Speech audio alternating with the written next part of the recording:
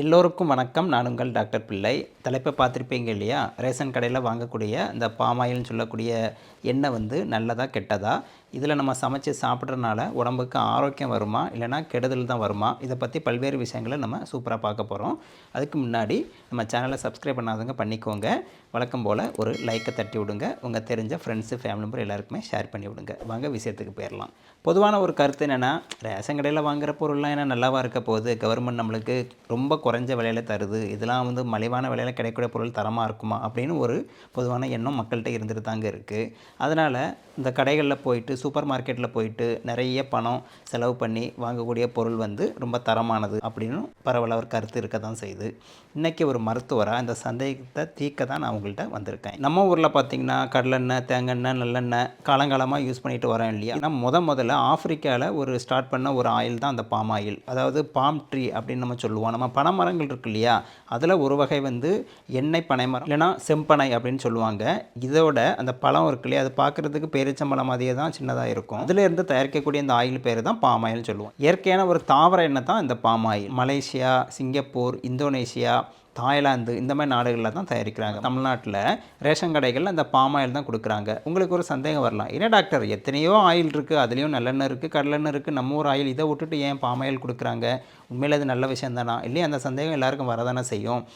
இது கொடுக்கறதுக்கான காரணம் விலை தாங்க. இப்போ விலைன்னு பார்த்துட்டிங்க அப்படின்னா, தேங்காய், கடலெண்ணெய் இதெல்லாம் எவ்வளோ விற்கிது இல்லையா? ஒரு லிட்டருக்கு பார்த்திங்கன்னா 150 ரூபா அப்படி தான் விற்கிதுன்னு நினைக்கிறேன்.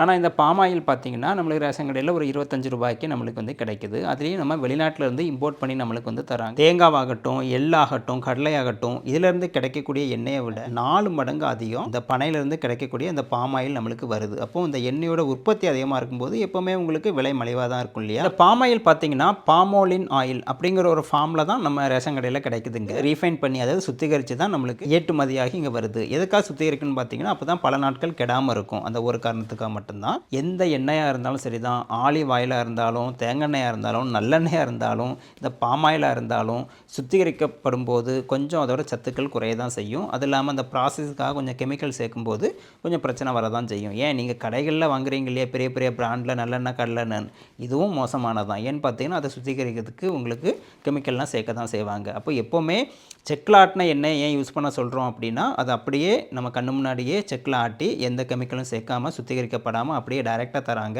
அதில் உள்ள சத்துக்கள் நல்லாயிருக்கும், கெமிக்கல் எதுவும் சேராது, உடம்புக்கு நல்லது. ஆனால் சீக்கிரம் கெட்டு போயிடும் இல்லையா? நார்மல் ஆயில் பார்த்தீங்கன்னா 150 ரூபா விற்றா செக்கில் ஆட்டின எண்ணெய் 300 ரூபாய்க்கு விற்கிது. அப்போ எல்லாராலும் இதை வாங்க முடியாது இல்லையா? முக்கியமாக நம்ம தமிழ்நாட்டில் உள்ள ஏழை மக்களுக்கு பாம் ஆயில் ஒரு வரப்பிரசாதம். ஏன்னு பார்த்தீங்கன்னா, விலை உங்களுக்கு கம்மியாக இருக்குது, சத்துக்களும் அதிகமாக தான் இருக்குது. வைட்டமின் ஏ இருக்குது, இ இருக்குது. ஒரு டேபிள் ஸ்பூன் அளவு பாமாயில் எடுத்திங்கன்னா, அதாவது ஒரு 15 கிராம் அளவுக்கு பாமாயில் எடுத்திங்கன்னா அதில் என்னென்ன விஷயங்கள் இருக்குதுன்னு பார்த்தோம்னா, கலோரி 140 இருக்குது. கொழுப்பு தாங்க, முக்கியமாக சேச்சுரேட்டட் ஃபேட்டு, அன்சேச்சுரேட்டட் ஃபேட்டு, இதிலே 2 வகை இருக்குங்க. ஒன்று மீஃபா அப்படின்னு சொல்லுவாங்க, மோனோ அன்சேச்சுரேட்டட் ஃபேட்டி ஆசிட். பியூஃபான்னு சொல்லுவாங்க, பாலி அன்சாச்சுரேட்டட் ஃபேட்டி ஆசிட். என்ன டாக்டர் கிளாஸாக எடுக்கிறீங்க? அதாவது புரியுதுங்க, குழப்ப விரும்பல, நான் ஈஸியாக சொல்லிடுறேன். கொழுப்பில் மொத்தம் 2 வகை இருக்குது, நல்ல கொழுப்பு, கெட்ட கொழுப்பு. நல்ல கொழுப்புன்னு சொல்லக்கூடிய மீஃபா 7 கிராம் இருக்குது. கெட்ட கொழுப்புன்னு சொல்லக்கூடிய சேச்சுரேட்டட் ஃபேட் பார்த்திங்கன்னா 6 கிராம் இருக்குது. இது போக அடிஷ்னலாக பார்த்திங்கன்னா பாலி அன்சாச்சுரேட் ஃபேட், இதுவும் நல்ல கொழுப்பு தான், இது 2 கிராம் எக்ஸ்ட்ராவாக இருக்குது. முக்கியமான இந்த டிரான்ஸ் ஃபேட்டுன்னு சொல்கிறாங்க இல்லையா, அதுதான் மோசமான கொழுப்பு, அது இதில் இல்லை, 0 தான். சரி வாங்க, இப்போ நம்ம கம்பேர் பண்ணி பார்க்கலாமா? இது சூப்பரான ஒரு ஐடியா. இந்த பாமாயில் நம்ம நார்மலாக எடுக்கக்கூடிய நல்லெண்ணெய், கடலெண்ணெய், தேங்காய், இது கூட கம்பேர் பண்ணி பார்த்துடலாமா? முதல்ல பார்த்தீங்கன்னா சேச்சுரேட்டட் ஃபேட், நிறைவிட்ட கொழுப்புகள், இதை தான் நம்ம கெட்ட கொழுப்புன்னு சொல்கிறோம். இது ஒவ்வொரு எண்ணெயிலும் எவ்வளோ இருக்குன்னு பார்த்தீங்கன்னா, நல்லெண்ணெயில் பார்த்தீங்கன்னா 14லேருந்து 15% இருக்குது. தேங்காய் எண்ணெயில் ரொம்ப ஜாஸ்திங்க, 92% இருக்குது. கடலை எண்ணெயில் பார்த்தீங்கன்னா 15லேருந்து 20% இருக்குது. பாமாயிலில் பார்த்தீங்கன்னா 40% இருக்குது. அடுத்தது மியூஃபான்னு சொல்லக்கூடிய மோனோ அன்சேச்சுரேட்டட் ஃபேட்டி ஆசிட், அதாவது நல்ல கொழுப்பு பார்த்திங்கன்னா நல்லெண்ணெயில் 40லேருந்து 45% இருக்குது. கோகோனட் ஆயிலில் பார்த்திங்கன்னா 5% இருக்குது. கடலை எண்ணெயில் 40லேருந்து 45% இருக்குது. பாமாயிலில் பார்த்திங்கன்னா 40லேருந்து 45% இருக்குது. அடுத்தது கடைசியாக பியூஃபான்னு சொல்லக்கூடிய பாலி அன்சேச்சுரேட்டட் ஃபேட்டி ஆசிட், இது நல்லெண்ணெயில் 40லேருந்து 42% இருக்குது. கோகோனட் ஆயில், தேங்காய் எண்ணெயில் பார்த்திங்கன்னா 5% இருக்குது. கடலை எண்ணெயில் பார்த்திங்கன்னா 30லேருந்து 40% இருக்குது. பாமாயிலில் பார்த்திங்கன்னா 10லேருந்து 15% இருக்குது. இந்த அட்டவணைப்படி நம்ம பார்த்தோம் அப்படின்னா, கெட்ட கொழுப்பு, நல்ல கொழுப்பு ரெண்டையும் நம்ம கம்பேர் பண்ணுவோம். சேச்சுரேட்டட் ஃபேட்டுன்னு சொல்லக்கூடிய கெட்ட கொழுப்பை நீங்கள் பார்த்தீங்கன்னா தேங்காய் எண்ணெயில் தாங்க அதிகமாக இருக்குது. ஆனால் நீங்கள் நல்லெண்ணெயில் ரொம்ப கம்மியாக இருக்குது. கடலை எண்ணெயிலையும் கம்மியாக தான் இருக்குது. ஆனால் பாம் ஆயிலில் பார்த்தீங்கன்னா ஒரு ஆவரேஜாக 40% இருக்குது. இந்த ஒரு விஷயத்தை வச்சு தான் பாம் ஆயிலை வந்து கெட்ட ஆயில்னு சொல்லிட்டு வராங்க. அப்படி பார்த்தா தேங்காய் எண்ணெயில் 92% இருந்தால் கூட நல்லதுன்னு சொல்லிட்டு யூஸ் பண்ணுறோம். ஆனால் பாம் ஆயிலில் அதுக்கு பாதி தாங்க இருக்குது, 40%. அப்போ அது எப்படி கெட்ட ஆயிலாக மாறும் இல்லையா? அதனால் பாம் ஆயிலை பற்றி நீங்கள் இந்த விஷயத்தில் பயப்பட தேவையில்லை.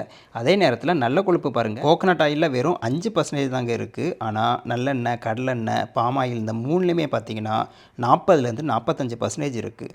அப்போது நல்ல கொழுப்பு மற்ற ஆயிலுக்கு சமமாக இருக்கும்போது பாம் ஆயில் எப்படி கெட்ட ஆயிலாக இருக்க முடியும்? அடுத்தது இன்னொரு நல்ல கொழுப்பு சொன்னேன் இல்லையா, PUFA, polyunsaturated fatty acid. இது பார்த்திங்கன்னா நல்லெண்ணெயில் 40லேருந்து 42%, கோகனட் ஆயிலில் 5%, கடலெண்ணெயில் 30லேருந்து 40%, பாம் ஆயிலில் 10லேருந்து 15%.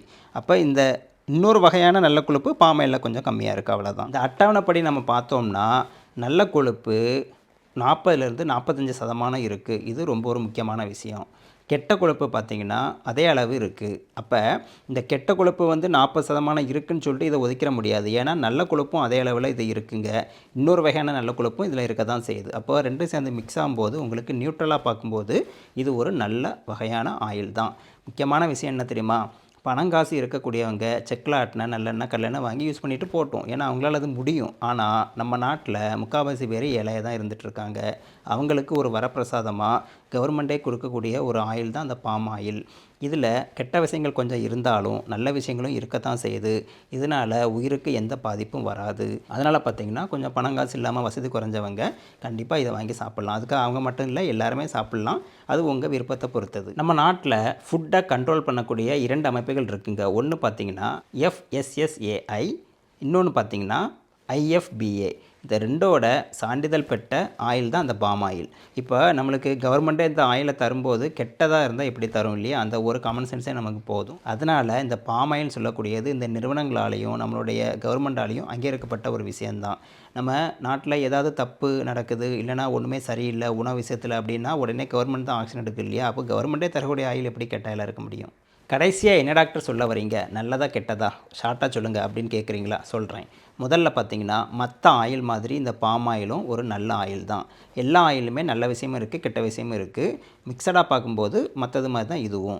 ஆனால் த பெஸ்ட் அப்படின்னு கேட்டிங்கன்னா செக்கில் ஆட்டின ஆயில் தான். ஏன்னா அதில் கலப்படம் எதுவும் இருக்காது, கெமிக்கல் எதுவும் சேராது. ஆனால் அதுக்காக நம்மள்ட்ட பணங்காசு இல்லாமல் இருக்கும்போது எப்படி செக்கில் ஆட்டின ஆயிலை வாங்கி லைஃப் லாங்காக சாப்பிட முடியும்? அந்த வகையில் பார்க்கும்போது செக்கில் ஆட்டின எண்ணெயை வாங்கி சாப்பிட முடிஞ்சால் சாப்பிடுங்க. இல்லாதவங்களுக்கு இந்த பாம் ஆயில் வந்து ஒரு வரப்பிரசாதம். இதுக்கு மேலே எந்த ஆயிலை சூஸ் பண்ணுறங்கிறது உங்கள் விருப்பம் தான். ஆனால் அதுக்காக பாம் ஆயில் வந்து கெட்ட ஆயில்னு நம்ம நினைக்க வேண்டாம். ஏன்னா இது விலை கம்மியாக தாங்க இருக்குது. நம்மளுக்கு ரேஷன் கடையிலேயே ரொம்ப 25 ரூபாய்க்கெலாம் இப்போ எங்கே கிடைக்குது இல்லையா? இது கிடைக்கும்போது ஒரு நன்மைகளும் இருக்கும்போது வாங்கி சாப்பிடல தப்பு இல்லையே. இப்போ மார்க்கெட்டில் பார்த்தீங்கன்னா இந்த சன்ஃப்ளவர் ஆயில் அப்படி இப்படின்னு சொல்லிட்டு ஏகப்பட்ட வெளிநாட்டு ஆயிலெலாம் விற்கிறாங்க. அதெல்லாம் ரீஃபண்ட் ஆயில் தான். அதை கூட கம்பேர் பண்ணும்போது நம்ம இந்த பாம் ஆயில் வந்து ஒன்றும் குறைஞ்சது கிடையாதுங்க. இப்போ உங்களுக்கு தெளிவாக புரிஞ்சிருக்குன்னு நினைக்கிறேன். இன்னும் சந்தேகம் தான் கமெண்ட் பாக்ஸில் போடுங்க, நான் ரிப்ளை பண்ணுறேன். முக்கியமான விஷயம் நினச்சிங்கன்னா உங்களுடைய ஃப்ரெண்ட்ஸு, ஃபேமிலி மெம்பர் எல்லாருக்குமே ஷேர் பண்ணுங்கள். வழக்கம் போல் லைக் பண்ணுங்கள், சப்ஸ்கிரைப் பண்ணுங்கள். மீண்டும் அடுத்த வீடியோவில் சந்திக்கலாமா? நன்றி, வணக்கம்.